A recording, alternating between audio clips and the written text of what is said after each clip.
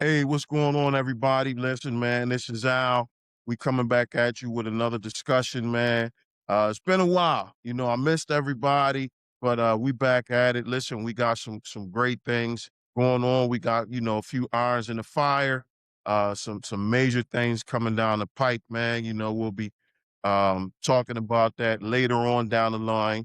But today, listen, man, this is a very special discussion for me because I have my brother on here, Elder Edward Williams, Jr. We have the Elder Edward Williams Jr. on today. Listen, man, this is my brother right here. Yes, He has a powerful story, a powerful testimony, absolutely. man. We gonna unpack some things someday. Today, we gonna talk about some things, man.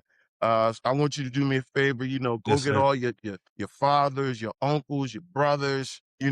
Get everybody you can and just tune into this thing, man, because we really gonna unpack some major stuff today, man. So, Ed, what's up, bro? How you doing, man? What's good with you? Can't complain, my brother. I'm glad to be alive. That's number one. I can't say much. I'm just glad to be alive. Glad to say that I could be on here on this podcast with you, bro. It's been a long time coming. So I'm just glad that we about to sit down and have this discussion, man. I got my coffee ready, so I'm good. Yes, sir. Yes, sir. So listen, man, let's get it started, man. So my first question, and this is kind of funny. I get a kick out Yeah. of this one, man. How did you and I meet? So back on this large street called Mount Ephraim Avenue in Camden, New Jersey, there sits a small church, but a big church at the same time, because the power that's in that building. Every time I used to go there when I was younger, and even when I go in there now, man, you can still feel the presence of God as soon as you walk in the door. Matter of fact, you can feel the presence of God on the street, because the leader there, who is your father, the great Apostle Lester, Yes, man. sir. One of the greatest that has ever graced the city of Camden, New Jersey.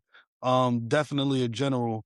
But we met there at Voice of Hope, man. One little small little joke for some people who don't know me very well. Yeah, so I had said to you, like, yeah, so I saw you with this young lady, I'm like, yeah, I see them, they talking, I like it. I love it. You know what I mean? They look good together. So I said to you, when you gonna marry that girl, bro? And you showed me that ring so quick. I said, "Oh, never mind. I'm good. I'm out that car. I ain't gotta say nothing." I'm like 12 years old talking to a grown man like that. But even at a young age, I'm not saying I saw the Holy Ghost on me, showing me that you was about to get married. I ain't saying all that. But I knew what I saw, and I knew the potential, even at a young age. Yeah, yeah. So here y'all are today, man, married, and y'all doing it. So that make me feel good, because I'm the one that was like, yeah, marry her. Yeah, yeah. And you know what I mean? Thank me, Felicia. Wherever you at, Felicia, thank me. Yeah, man. But you know what though? It's so funny Mhm. because Yeah. even with that, the Bible does Yeah. say out of the mouths of babes, not that you was like a baby or anything. You know Absolutely. what I mean? But that Right, right, but right, right, that shows right. that you always have that level of maturity. You know what I mean? And it's like, listen, in other words, To God be listen, the glory. you ain't gonna Yeah. be going out here playing around. You ain't gonna be seeing this girl getting this number, doing this. You need to marry her right Right, there. She is your wife. And now here we are, right, 16 years later, still married. right. The best 16 Wow. years of her life. And that's I keep I keep telling her it's benefits being married to me. I keep telling her that. I keep telling her that. She gonna believe me Hey, one day. bro. Hey, Well, actually, hey, bro. All I can say is all I can say is that hopefully there's a doghouse big enough to fit you in. That's all I'm gonna say, bro. well, here you go. Now, look, here you go. Now I'm gonna clean it up. I ain't get no Look, trouble. look, I'm gonna clean it up. Well, the Bible Mhm. does say a man that findeth a wife Uh, findeth a good thing and obtaineth favor. So she is my favor. So the real benefit yeah. it's been, Okay. you know what I mean? You need to look on Amazon too. That was all right, but you probably need to shop on Amazon a little bit Yeah, yeah. to clean Tap that up that a little bit Prime better. account. Yeah. We gonna sit on here and cut up, man. But you know what, man? Mm-mm. I think in today's world, Let me make one point please. though, bro. Yeah.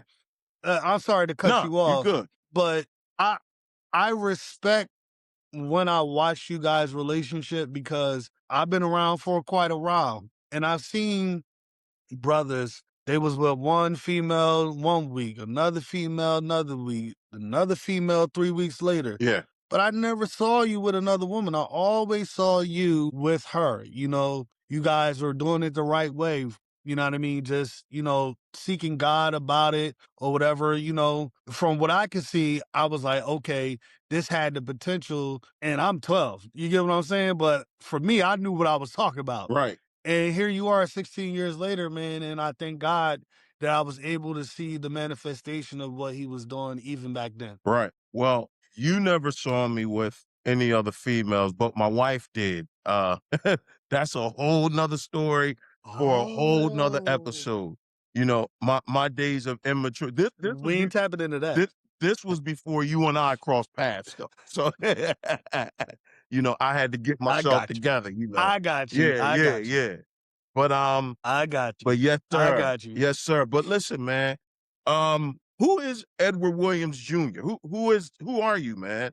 Let's talk about that. Like, what's Wow. yeah? That's a loaded question, sir. We got time. Uh, Unpack it, bro. that's a load. I mean, Edward Edward Williams Jr. is uh a strong man, but not afraid to be a vulnerable man with the right people. Wow.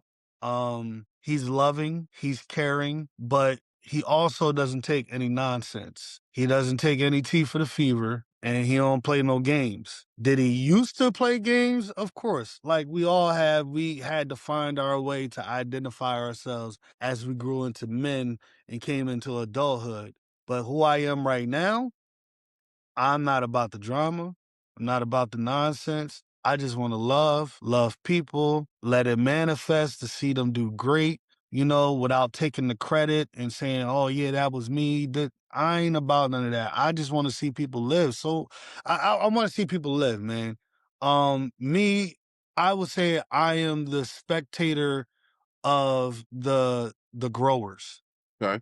Cause I love to see people grow, man. I don't like to see the weed killers out there who are always spraying solution on people's dreams or people's visions or slandering them behind the curtains to tear them down so they can rise above them. Right. I don't congregate with those type of people. I don't connect with those type of people. I'm the spectator of the grower because I spent so much time not growing that I appreciated my growth and I appreciated starting to see the growth of other people.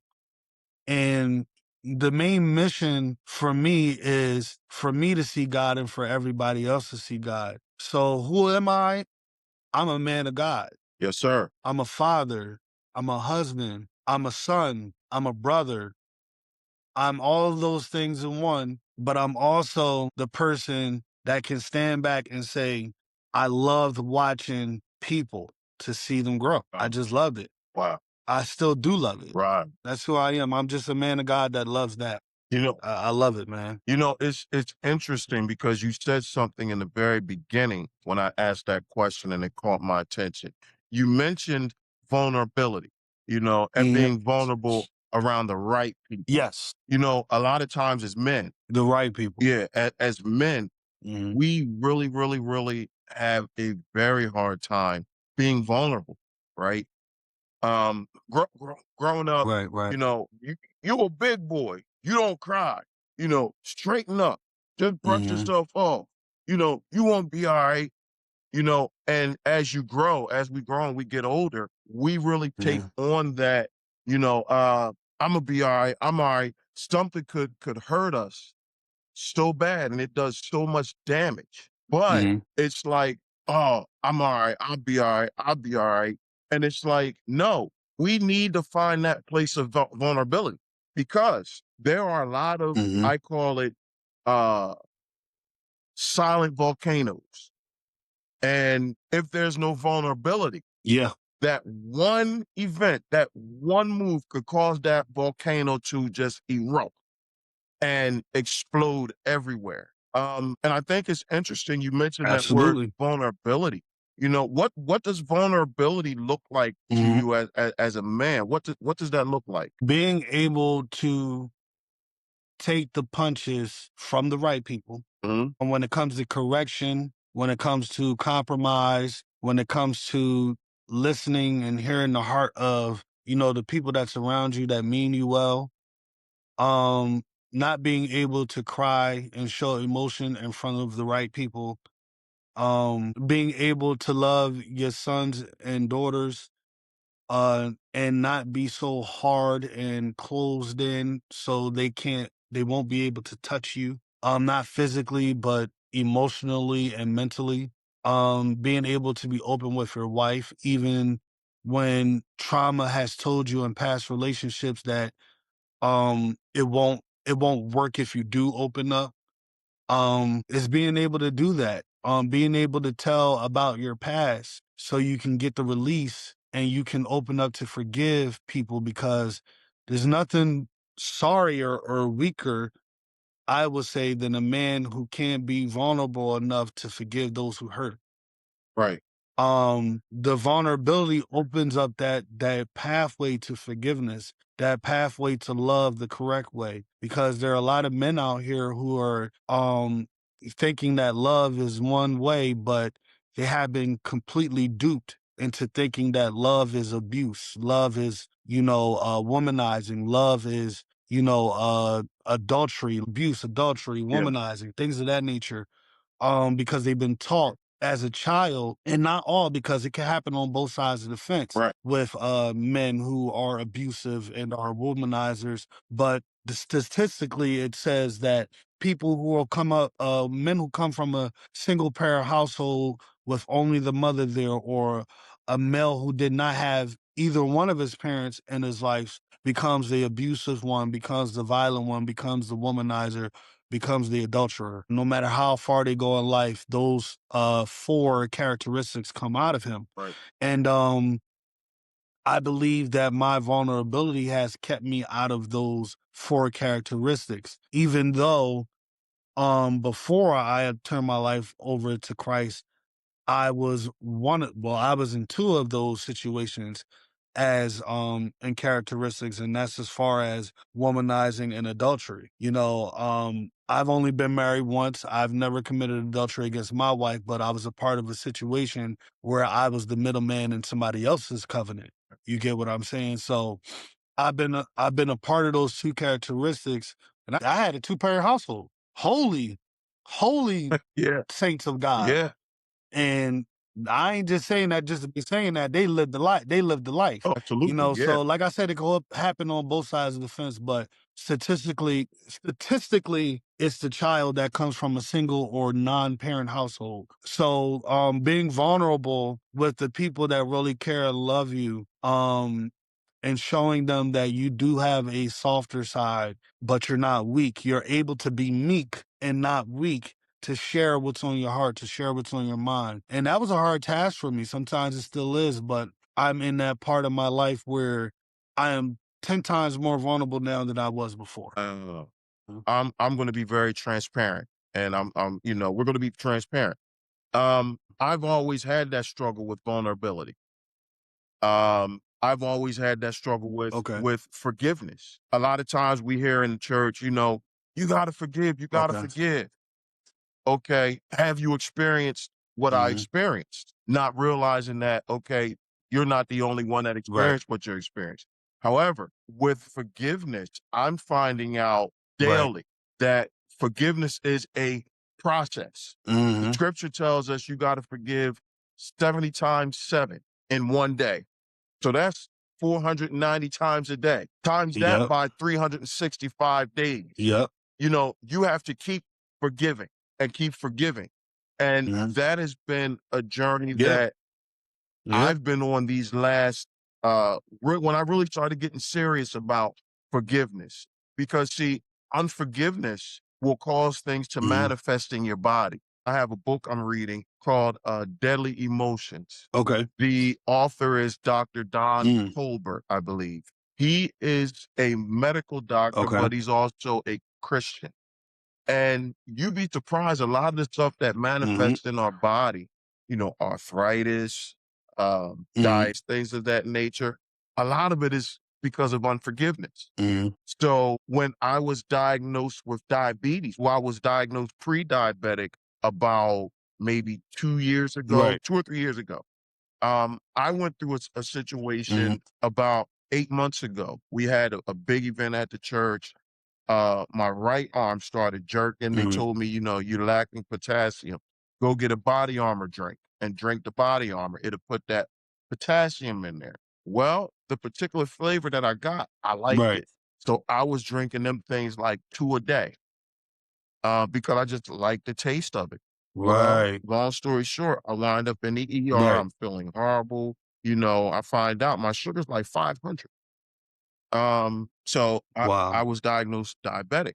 But as God began to deal with me, Right. man, it's like, listen, um, I put myself in that situation, but Mhm. God allowed me to be in that situation because sometimes He'll put us in those situations where He'll make us be vulnerable and He'll make us face ourselves. And I had to face a lot of things like, listen, bro, you are in the church. Watch this. You're singing. People are calling you to Mhm. preach. Mhm. You're doing praise and worship. You're doing all the things, but you have unforgiveness. And this is the stuff that people don't like to be real Right. about and people don't like to talk about. So since then, I've been on this journey because I'm understanding that Mhm. forgiveness is not about the person or the people that hurt you or did whatever they did.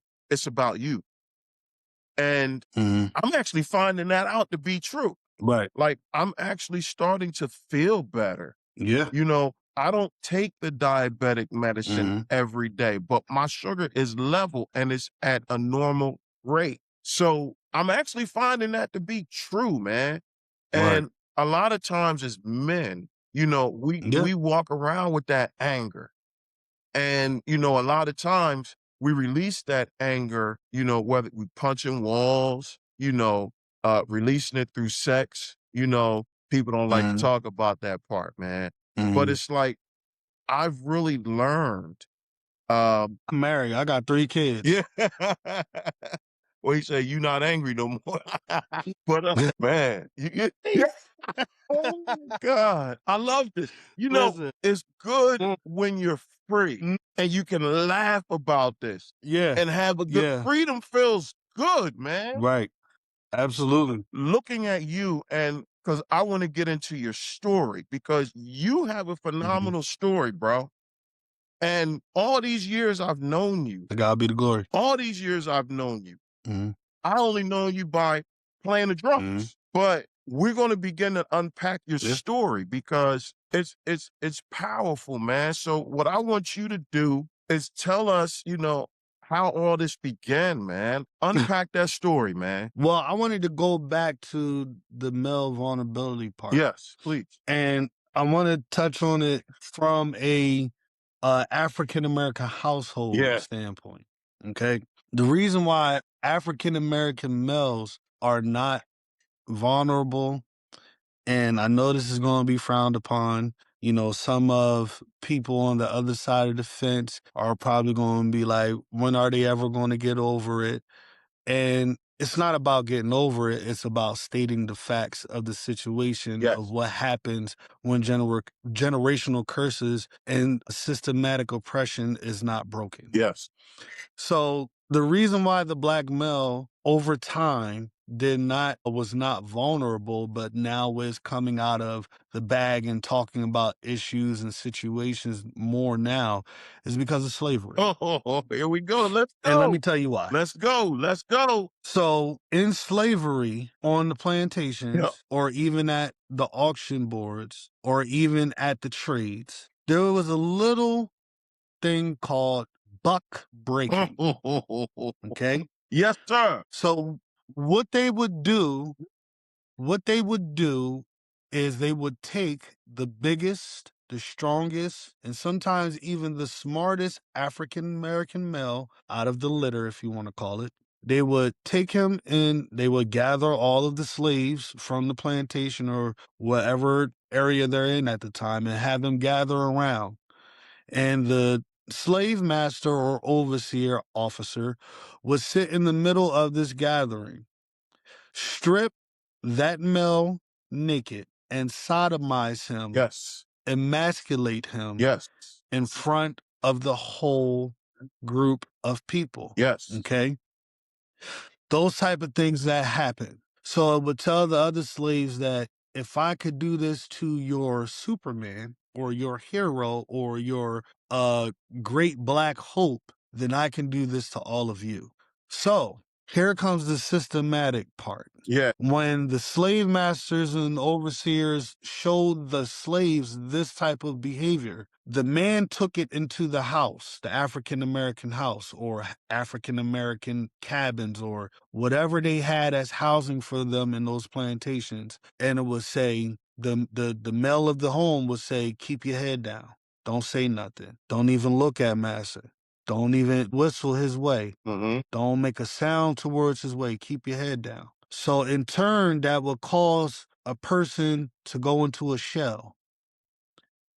And let's bypass slavery. Now we're free, right? Right. Let's go into from 1965 on up to the civil rights movement started. Yes. The notion was to don't let the white man see you bleed. Don't let the white man see you sweat. Don't let the white man see you cry. We free now. Be strong. Be strong. You gotta be the man of the house. You gotta suck it up. You can't show no fear, no emotion, no none of that. Right? Mm-hmm. And in turn, the black man kept in all the vulnerabilities that he had and did not expose them because great grandpa, great great grandpa, grandpa daddy told me that I can't cry because that's not what a man does. And if a man cries, he shows his weakness to his enemy. Yeah. And our enemy was, we know, the slave master and the overseer. So over time, this shelling or cocooning of vulnerability, emotion,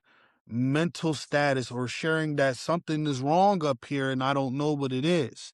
Oh, somebody touched me, but I don't want to say anything because if we were back in slave times, if I said anything, that would mean I get lynched or I get whooped.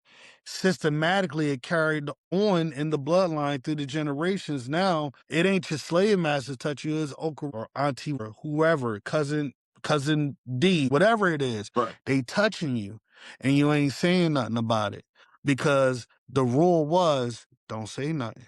Don't cry, don't show no emotion, suck it up and move on. Now, this is why you have womanizers. This is why you have adulterers. This is why you have single parent households. This is why you have men who have 6, 7, 8 families right around the corner from each other because they didn't have an outlet.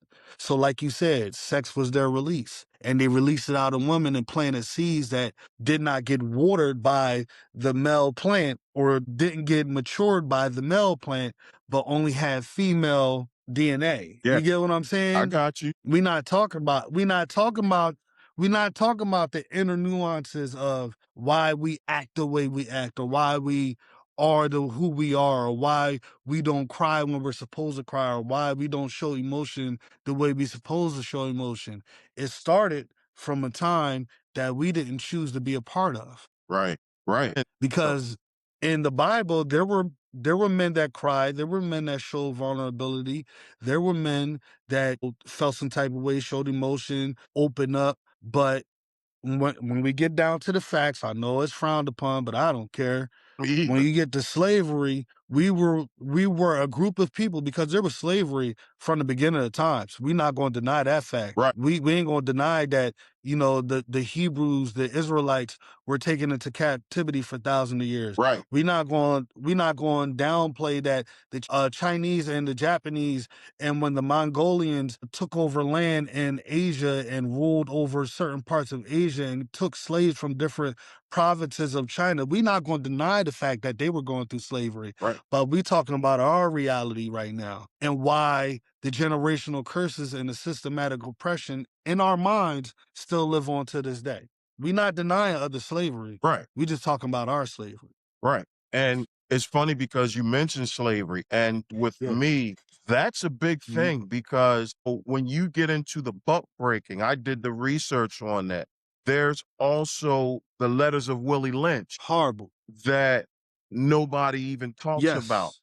where I Mhm. break the male Nobody. in front of the female, Mhm. okay? I break Yep. him down because what that does psychologically, Mhm. right? It made the man weak and it made Yes. the woman strong. Yes. So now you have your single Mhm. mothers in today's world, Yep. they're hard Mhm. on the daughters and having them come up with the characteristics of Yeah. men while they're babying the boys and making Yeah. them weak and softer. This is Yep. all systematic Yep. indoctrination. So now Yeah. we're fighting out of stuff that we weren't even there, we weren't even a part Mhm. of. But then when you trace the generations, even with men being in the home, they would take the men, the black men, and they would breed slaves and then sell them off to another Yeah. plantation. Now you got all these kids over here that you done made, but Absolutely. now they sell you off to another Mhm. plantation and they repeat Yep. the process. So this is the stuff Absolutely. that I believe, I totally believe, and it's just me, Mhm. because we've come to Christ and he's given us the power and the anointing to change that narrative.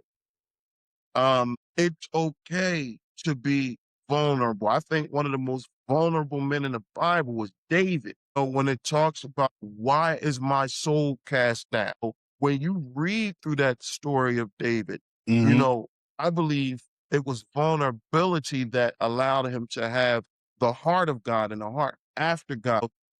Named him a man after my heart. I believe Mhm. vulnerability was a major Mhm. part of that. His ability to worship, because statistically, sometimes it's hard to get a man to worship. But here it is, you have the blueprint Mhm. and you see a man that worked. Jesus Right. himself, God in the flesh, even he dipped off and he Mhm. prayed. Okay. When Lazarus died, Yeah. what happened? People miss Mhm. this part.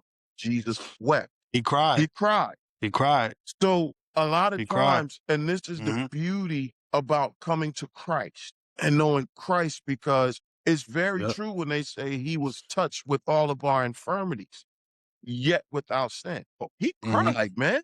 He was He moved cried. with compassion.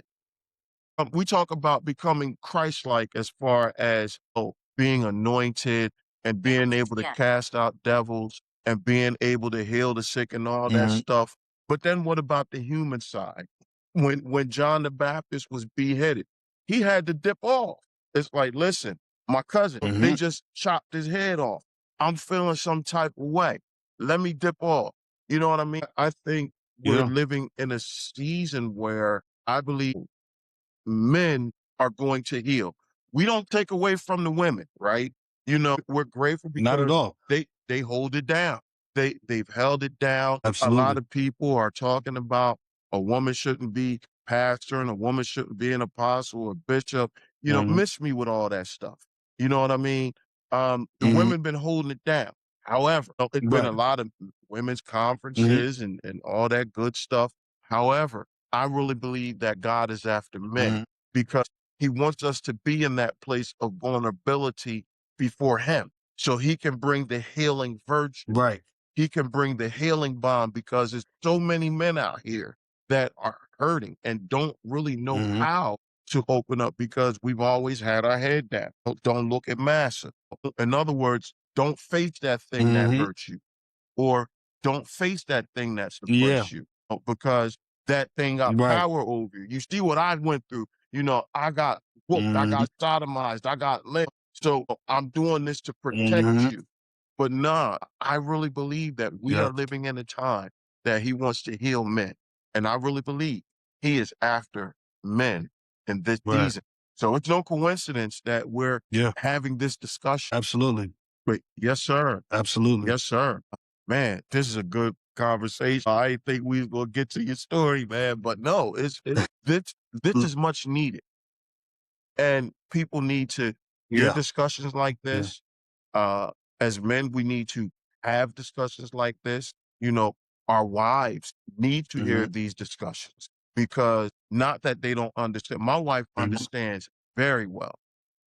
I'm very open and honest, and Right. watch this, vulnerable with my wife. Vulnerable. My wife knows the Yeah. good, the bad, and the ugly, and they need to hear these kind of conversations because a lot of times as men we do get misunderstood. Why is he so angry? Why does he got to have so many women? Why is he pursuing money Mhm. and riches and all this stuff? It's a void there. It's a hurt there. It's Yeah. something at the root Absolutely. that we really need to get to because the Bible talks about kill thy root with famine. And if we really get to the root and starve that thing, there will be so Mhm. much healing and deliverance for men, man. And we just need that, bro. Yeah. We need to embrace vulnerability. Absolutely. We need to embrace forgiveness. We need to embrace it, man. But yeah, Yeah. It's the pathway to us becoming better, man. right. We gotta think to ourselves, right? That if we say that we're the children of God and we are holding on to things that people did to us, I guess it's because sometimes it's the people who it comes from Yeah. that makes us hold on to unforgiveness longer than what we should. But at the end of the day, if we are children of God, we have to bite the bullet. And as hard Yes, as it Lord. may sound to do, Yeah. we gotta do it, man. Because you can literally make yourself physically sick from not forgiving and having anger towards people that ain't worth the energy. It's not. They're not worth it. They're Right. not worth it. Cause you the one suffering. They done moved on So with their life. it hurts Right, when it comes from certain people, right. but you have to eventually. And God says, be angry, but sin not. That's what it says. Go ahead, be angry. It's okay. You can be angry, but don't give a response of anger Right. because that's a sin. It is. And again, with the whole forgiveness thing, let's not get it twisted. There are moments I still get angry Mm. when stuff that I've been through and when Oh it yeah. comes to mind. But I constantly have to say to Hmm. myself, I am forgiven. So if I can be forgiven, I have to forgive. Yeah. Because what the scripture tell us, if Yeah. you don't forgive, your Father in heaven will not forgive you. It's Hmm. scripture. It's in there. Um, Forgive you. you're right. He won't forgive you. Scripture. Yeah. And Scripture. it's in there. And Hmm. when I really think about the cross, when I think about how he said, Hmm. Father, forgive them. Now they done stripped the man naked. They done whooped him. They done spit on him. They embarrassed him. Hmm. They made him carry his own cross. Um, you name it, Yep. right? But yet all he Hmm. could say is, Father, forgive them, for they know not what they do. Now, for Right. Christ himself, bro, to go through something like that. Hmm. Nobody hung me on no cross. Nobody stripped me down and whooped me. Mm-mm. Well, I can't say that, because Mm-mm. growing up, I did go through some of that, and not it wasn't my parents, uh, Okay. but Okay. having gone through that Yeah. Yeah. abuse like that, so I can't say that. I got you. How- I got you. However, I got you. Excuse my laughter. I no, thought you was making a funny no, joke. I no, apologize it's about all it. good. It's all good. Yeah. But My bad. no, no, Yeah. bro, you good, bro. You good. But this is the Mm. point I'm making, All right? right. What I Mhm. went through, and now I'm laughing, was nowhere near compare compare to Christ. It couldn't compare to what Christ went through. Yes. Nobody put no crown of thorns on my head. Like when I was Right. thirsty, nobody took a hyssop plant and put vinegar in it and made me suck vinegar. When I'm thirsty, I'm dry, I'm dehydrated. Nobody did Mhm. that. And if God in the flesh Yep. the man himself can go through all that and say, Father, forgive them, then who am I not to follow suit? What's my problem? Exactly. Who am I not to follow suit, man? Mhm, It's a mhm. daily journey. What Apostle Paul say? We die daily. This thing is it's a daily. Daily. Mhm, Sanctification, contrary to popular mhm. belief, is not a one-time event. It is a process Right, of sanctification. And to really right. to really put all that into perspective. Oh, Mhm, this is where we are today, man. This is where we are as men, men striving, to become men of God and men striving to walk upright mhm. and be the leader in our home, and be the strong pillar in our families. This is where we are going through this process of healing. I have my days, man. I'll be like, listen, don't bother me, Absolutely. leave me alone. I don't want to hear nothing. You have those days. But this is why it's important to have that relationship with your Right. Bible. Because when you read your Bible, a lot of people talk about putting on the armor of God, the breastplate of righteousness, the shield of faith, the helmet of salvation, your feet shod with the preparation of the gospel of peace, but don't forget the sword, Mhm. because that's your weapon Absolutely. to combat all of this. I was watching this prophetess one time, and all she kept saying was, "You got to work the word. You got to work the word." I'm like, well, what is she talking about? But now I understand. You got to Mhm. take that sword and you Absolutely. got to cut that thing coming and going. The word is quick and powerful, Uh, sharper than a two-edged sword. This is what we have to come to in this season, in this place, man. yes, sir. Yes, sir. That's good right there, bro. Yeah, yeah, this is That's really good. good.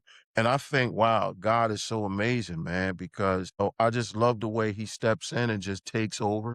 We had one agenda, Yeah. but he steps Uh-huh. in and he takes Yeah. control. And again, these are the types of discussions that need to be had. And it's like, man, if I can really, not me, but if we could really open up a platform where Mhm. we can talk about this. Sometimes you need to talk about the abuse. You came to one of our men's conferences and I got up. Yeah. I told it, I said, you know what, man, I got to release it somehow. But you heard what I said. I'm like, Yeah. listen, what we talk about in here stays in here. I said, and if I find out, Absolutely. if this comes back to me from somebody that was not here, we're Yes, gonna sir. have a problem. Now, I don't know if you remember that, but Right. no, as men, No, bro. When I came to that men's conference, bro, mhm, I didn't know what to expect. I just knew that it was brothers there that I knew I could trust with eating at their table. right, And the things that I heard, especially from you and especially from Binky, when that man broke down Fanatic, I said, he gotta get out of here, man. Like, yeah, I can't be an Eagles fan no more because you broke it down like that, bro. yeah, Like, come on. Like, but it was an eye-opening experience. And the crazy part about it was it wasn't 1,500 men there. It no, was like 10 of us there, and we were just eating. You get what I'm saying? right, I loved it. I loved it. I loved it, yeah, man. iron It sharpening was eye iron, opening because you never know what people are going through. So it's very interesting to hear people's stories because now you understand the value of who they are now. You get what I'm saying? absolutely, absolutely, man. I would have never Mhm. believed it if I didn't hear it from your mouth. I wouldn't even believe it. Yeah. Like, just do me a favor, Yeah. man. Unpack some of that story a little bit for Mhm. us, man. Eh, Yeah. You wound up okay. visually impaired. Um, Yeah. let's unpack some of that. How did that happen? Let's unpack that. So July 27th, 2015, which was 2 days after my mother and my father's wedding anniversary, one day after my godmom's birthday, and I didn't realize that until 2024. I didn't even realize it was her birthday that day. The day after this all happened to me. So I'm at my house, in Camden, literally 2 blocks away from Voice of Hope. And I'm, getting myself prepared for this new masonry job and renovation job that I got with one of my brothers who I call my OG.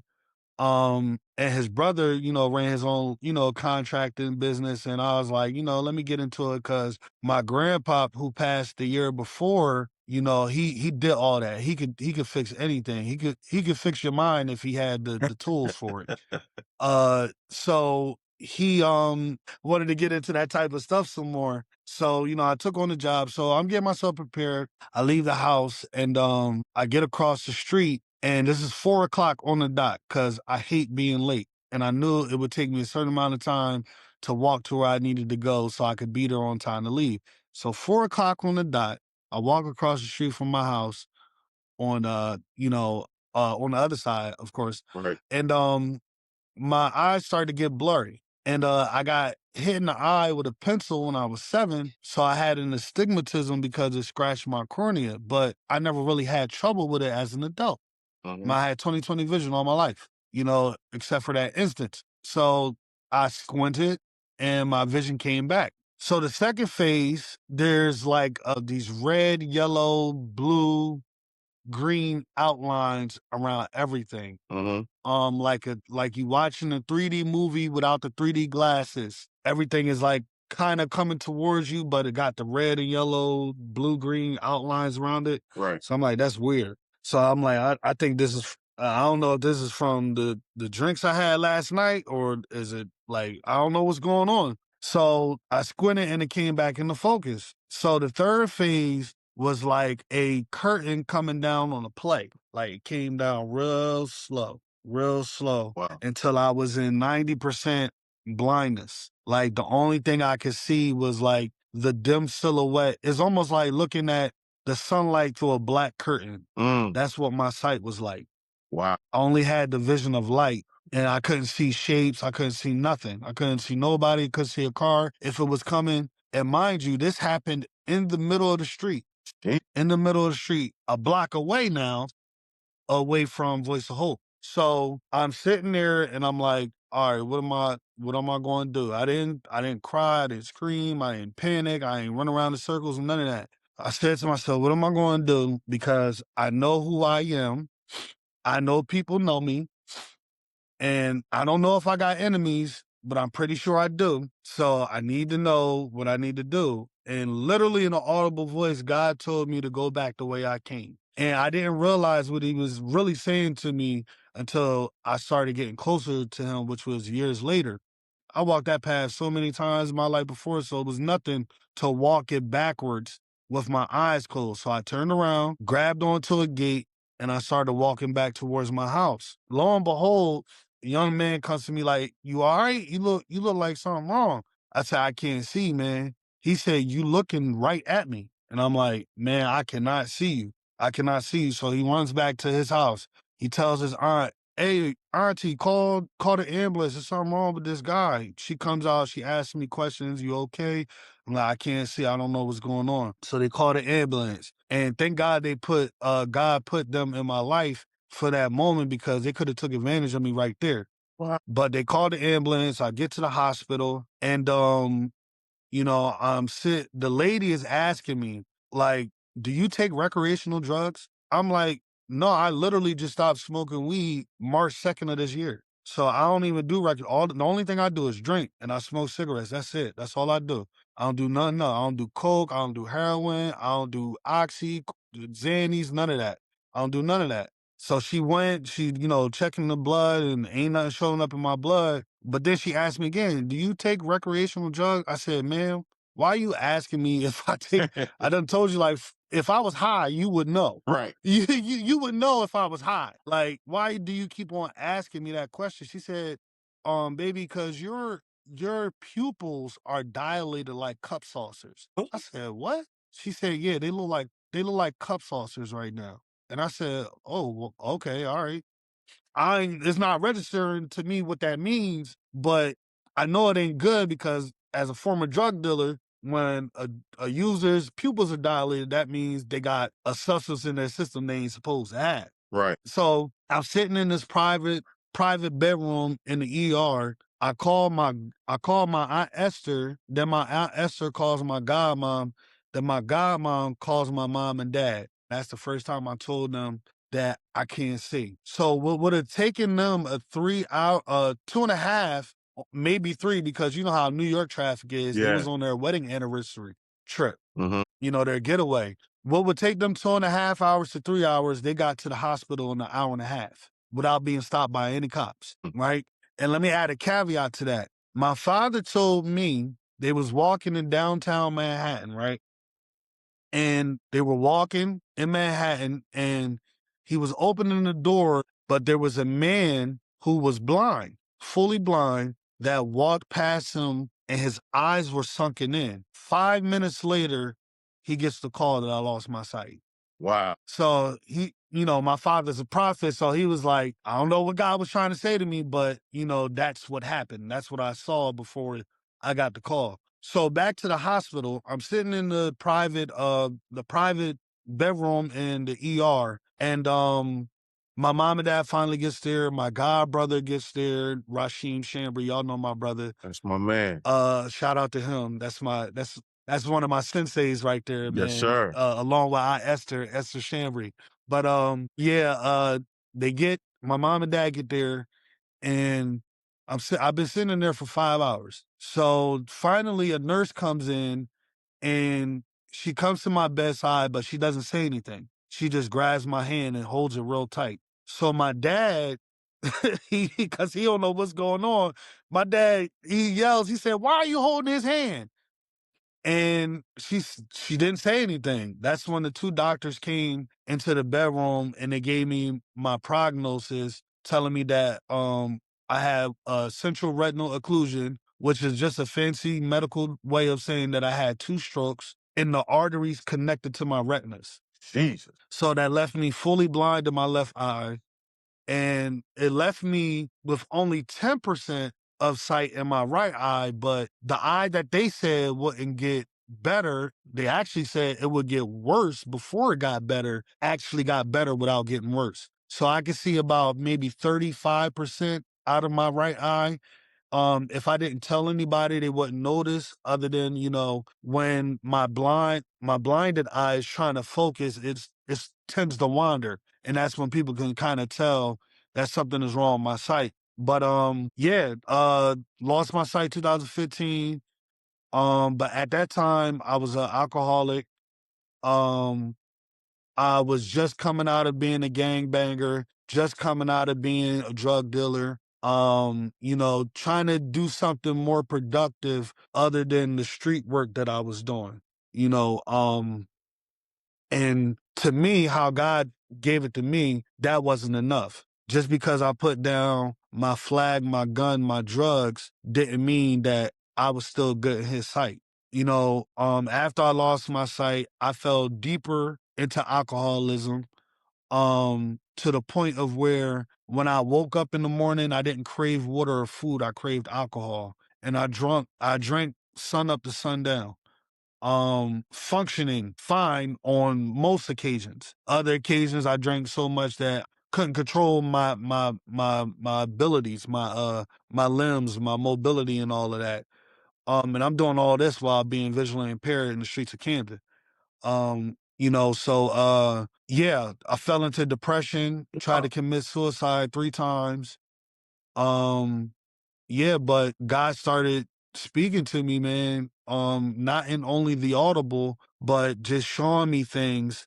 How funny is that? He's showing the blind guy things. You know what I mean? Wow. But he started showing me things, and the the more I started praying, which I really didn't do much of, since I remember the last time I really prayed was probably like 2007, so I could get my diploma. But after that, I didn't really pray until after I lost my sight. Like, I'm talking about hard pray, like really trying to get God to hear me, trying to let him know that I'm sorry. Like, everything else in between that time was fabricated. I was just praying just, to say I prayed, or just, doing it just to say I do it. But the more I started praying, the more I started, listening to my Bible, the less and less the cravings for alcohol would come to me. Until eventually one day I woke up, I have no cravings.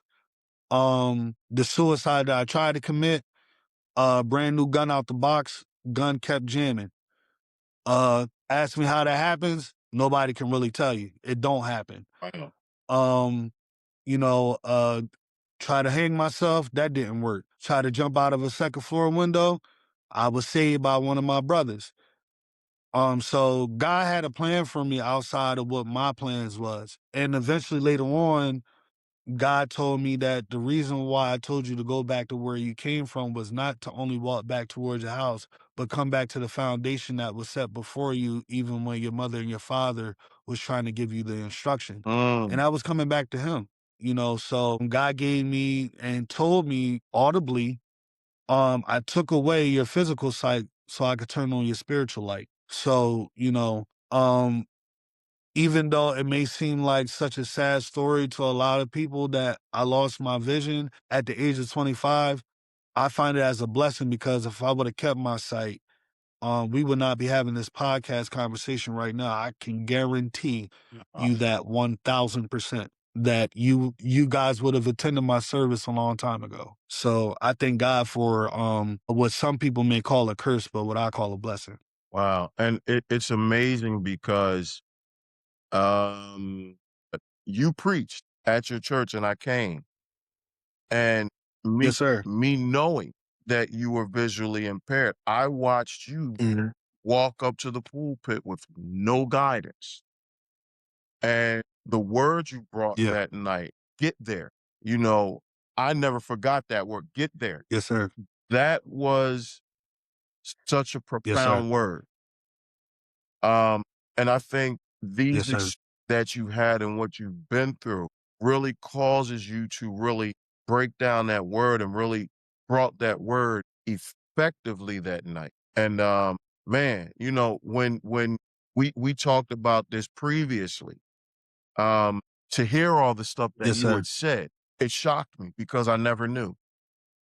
You was at a dinner or something Mhm. like that, and the lady kept saying, "You look familiar, you Mhm. look familiar." You know what I'm talking about? When you found out it Yeah. was the lady that what Yeah, yeah, yeah, yeah, yeah. yeah. Talk about that a little bit. Yes.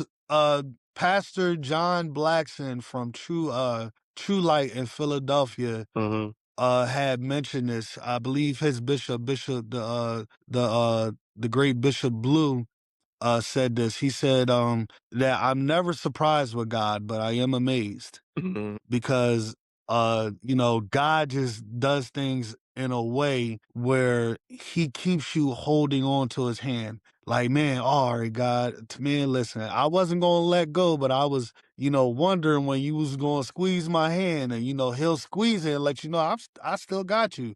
I'm just putting things in place so I could show you. So I'm at this dinner for my twin cousin's birthday, and we're all at my cousin house. She opened the doors for this to happen or whatever. So I'm just there, enjoying family. Everybody's talking, playing cards, just enjoying each other's company. So I'm sitting there with my wife, and I overhear this lady at the table across from us saying, "He looked familiar.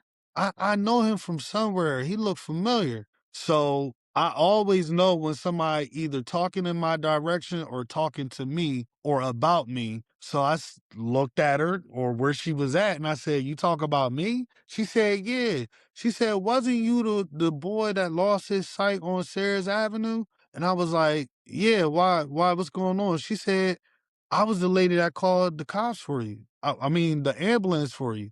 And I Wow. said, "You was?" She said, "Yeah." And lo and behold, come to find out, that's my cousin. Wow. Never knew, never knew that and she didn't even know I was her family. Never knew this whole time that my cousin was living like 10 doors down from me across the street, and that she was the one that basically saved my life that day. You get along with, my little cousin, which was her nephew, that Wow. called the ambulance for me that day. So God know how to put things in order to show you how he working. To tell you back then, I'm gonna tell you. Imma tell you 9 laters that was your cousin. Yo, that's crazy, bro. You know? The steps of a good Yes. man are ordered by the Lord. Your steps was ordered, man. I Yeah. really believe Yeah, to God be the glory. I really believe you had an encounter with God. You Absolutely. know, you had that Absolutely. Apostle Paul experience where he was knocked off the high Mhm. horse and his sight was taken. Now he got his sight back. It amazes me. Yeah. You know, I'll run into you at the Walmart and like we have conversations. We run Mhm. into each other at the mall and we have conversations and to sit Yep. and talk with you. If I did not know you, I would never know that you Right. were visually impaired. Yeah. You know, it's funny because Yeah. I'll be talking, you be like, "Is that brother Al?" I'm like, "Yeah, it's me." Yep. But, Yep. so 'Cause that I know when the right people's in the room, yeah, man. yeah. So let me ask you, man. Let me piggyback on that, bro.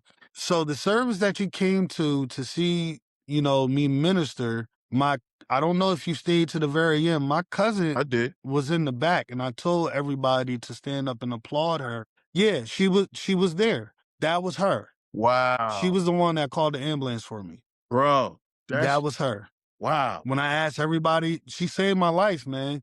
God put her in that place to save my life, man. So I had to give her flowers while she was in the building, man. I absolutely, had to. absolutely, I had man. to. So Yeah. so what's Yeah. going on with you now, man? What are you doing now? Future look like, man? The future is looking okay. Had some plans. But of course, like the passing of my father kind of like, put those things on the back burner a little bit. Mhm. Because with the music ministry that I have, EC Williams and Declaration, I was aiming towards doing a live rehearsal recording Mhm. at our church.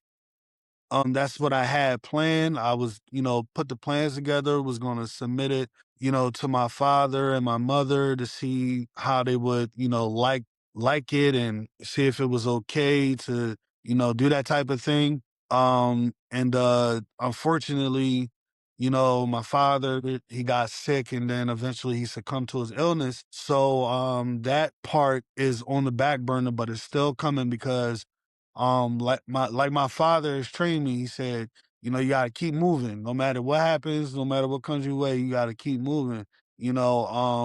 There's one interesting thing that he said to me, which I didn't know was gonna come and hit home so hard.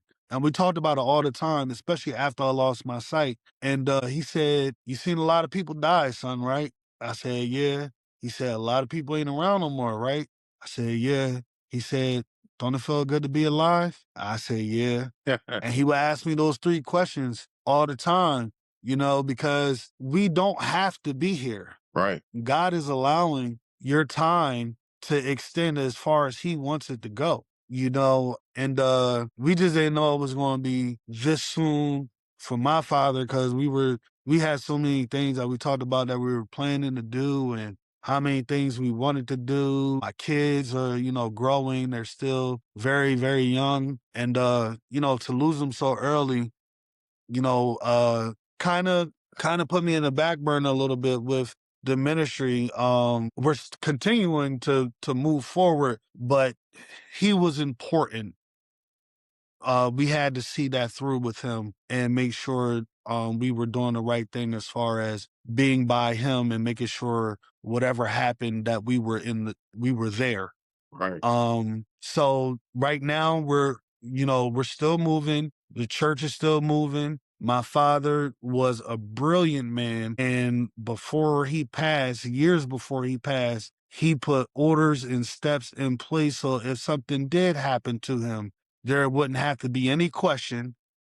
There wouldn't have to be any doubt where the pecking order or the line of succession would come from. And man, it's amazing to see how that plan has fell into place since his passing because most churches don't have a succession plan. mm, And unfortunately, that's where divides come from.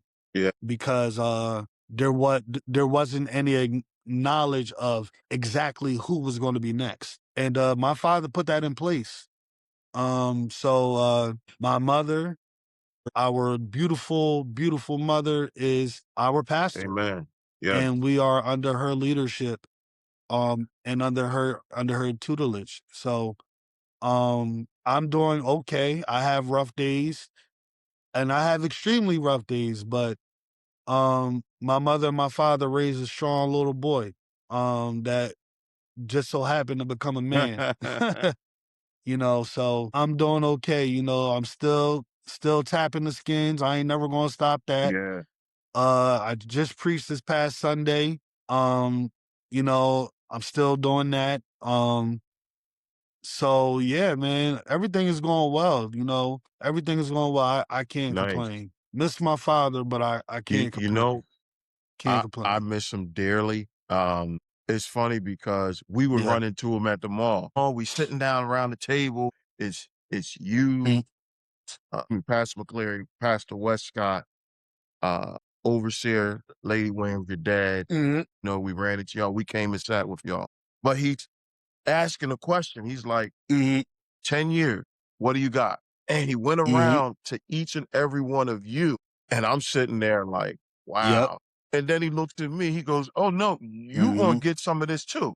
You Yeah, yeah, you gonna get you some of this don't too. You at don't the think you table. at the table. No, you gonna get some of this too. And I would Yeah. all me and my wife Yeah. would always go to the mall and we would run into him and we would just sit Mhm. down, nothing deep, nothing spooky, and just talk, have conversation. He had a good time. And we cherish Yeah. those Yeah. moments. And I'm just grateful to God.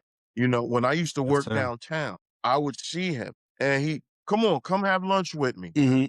And I'm like, "Are you serious?" Like, yeah, so, Mhm. and we would talk, we would just have great Yeah.